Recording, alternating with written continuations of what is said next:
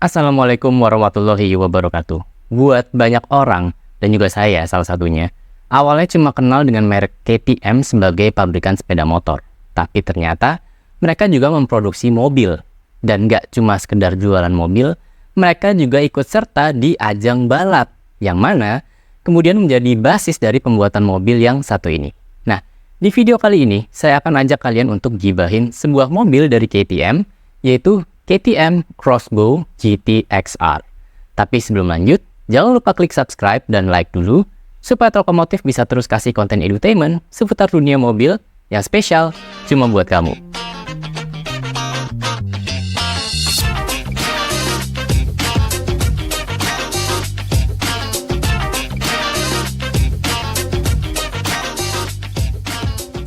Biasanya, para pabrikan mobil high performance membangun versi ekstrim dari mobil mereka secara bottom up. Ini istilah pribadi saya aja sih. Biasanya mereka akan bikin dulu versi standarnya, kemudian baru di-upgrade jadi versi track only misalnya. Contohnya seperti Bugatti Bolide yang dibangun berbasis Chiron, atau Ferrari FXXK Evo yang dibangun berbasis LaFerrari.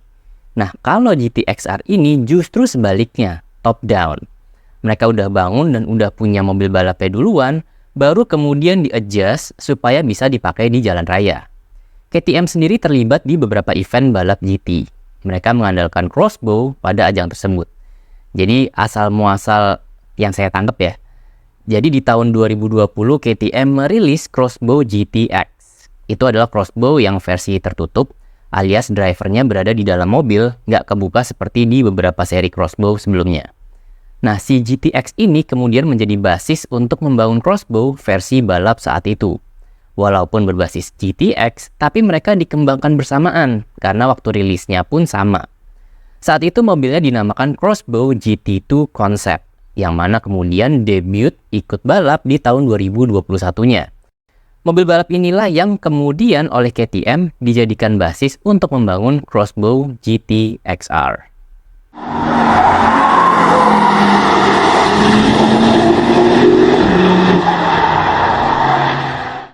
Secara desain, tampilannya GT XR sebetulnya nggak terlalu ekstrim. Memang tarikan garisnya tegas dan tajam kayak pesawat jet tempur siluman.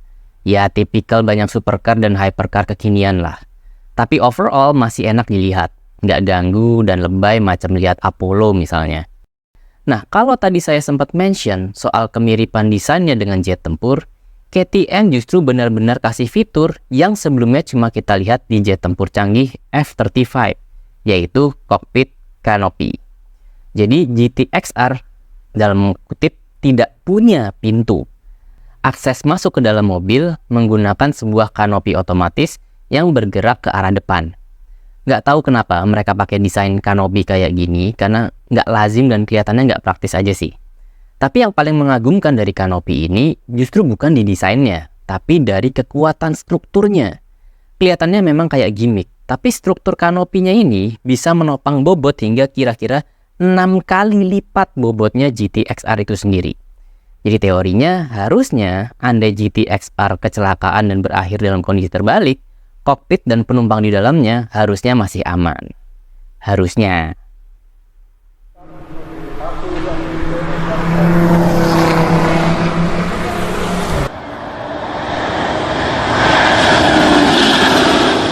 Dan kalau tadi saya sempat singgung soal praktis, surprisingly para engineer di KTM masih memikirkan soal kepraktisan untuk para penumpangnya. Mereka masih menyediakan ruang bagasi berkapasitas 160 liter. Jadi masih bisa buat bawa barang untuk staycation semalam lah. Selain kapasitas bagasi yang cukup lah ya, kapasitas lain yang nggak kalah praktis adalah kapasitas tangki bensinnya. GT-XR dilengkapi dengan tangki bensin berkapasitas 96 liter.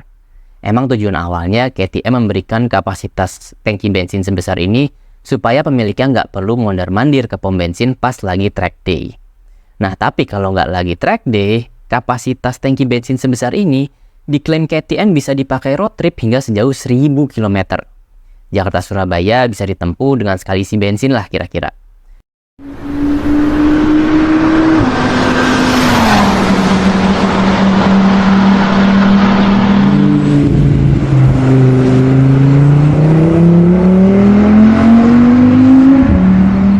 Salah satu syarat pembeli mobil ini adalah nggak boleh penderita claustrophobic alias fobia ruang sempit. Interiornya agak 11-12 sama interiornya Aston Martin Valkyrie. Saking sempitnya ruang interiornya, driver dan penumpangnya bisa bahu ketemu bahu.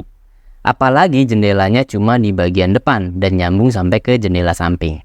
Nggak ada kaca belakang, makanya GT-XR butuh 4 buah kamera.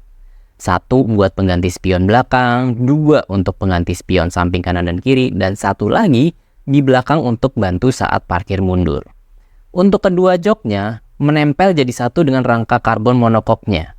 Dengan konstruksi kayak gini, pengaturan posisi nyetirnya pakai teknik yang sama dengan Mercedes AMG One, yaitu dengan menggerakkan pedal setnya maju dan mundur sejauh 30 cm. Ini lumayan jauh sih, karena biasanya sistem teleskopik di setir kan palingan cuma sekitar 10-15 cm nggak sih? Bagian setirnya GT-XR juga unik. Dia nggak punya instrumen cluster di bagian dashboardnya. Semua indikatornya dibuat dalam format digital dan ditampilkan ke dalam layar high-res yang jadi satu di setirnya. Dengan model begini, jadi pas setirnya belok, informasi dan indikatornya akan ikutan belok juga.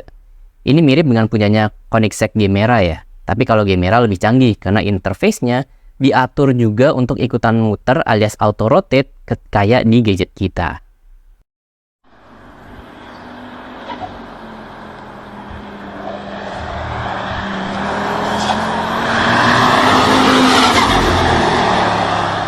Dari dulu KTM selalu pakai mesinnya Audi buat dipasang di crossbow mereka. Tapi di tahun 2018, proyeknya GT-XR hampir aja gagal karena kebentur oleh aturan terkait emisi.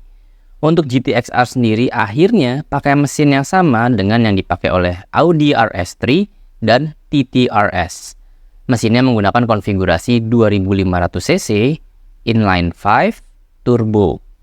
Mesin ini bisa menghasilkan output tenaga hingga 486 horsepower dan torsi sebesar 581 Nm. Powernya nggak terlalu wah, tapi harus dibandingin dengan total bobotnya GT-XR yang cuma sekitar 1,2 ton. Buat konteks perbandingan, bobot 1,2 ton itu kira-kira kayak bobotnya Honda Civic Turbo lah. Nah, yang Civic Turbo standar aja powernya cuma 170-an horsepower. Sedangkan yang Type R cuma 325 horsepower. GT-XR dengan bobot yang mirip-mirip, tenaganya hampir 500 horsepower. Jadi bisa kebayang lah ya, powernya kayak gimana. GT-XR bisa seringan ini karena hampir semua material untuk konstruksinya memakai carbon fiber. Kombinasi mesin yang powerful dengan bobot mobil yang relatif ringan bisa membantu akselerasi GT-XR dari 0 sampai 100 km per jam dalam waktu 3,4 detik. Ini sih lumayan banget lah buat track day di hari Minggu. Tapi ya balik lagi, ini mobil 5 silinder ya, jadi jangan expect suaranya bakal nyaring, merdu macam V10 atau V12. Suaranya ya kayak mobil-mobil hot hatch aja. Nah, itulah tadi gibahan kita tentang KTM Crossbow GT-XR. Sebuah supercar buatan KTM yang diturunkan langsung dari versi balap GT-nya KTM. Oke, sebagai penutup, terima kasih sudah menonton video ini sampai habis. Jangan lupa subscribe dan like video ini. Dan sampai ketemu lagi di video monolog berikutnya. Wassalamualaikum warahmatullahi wabarakatuh.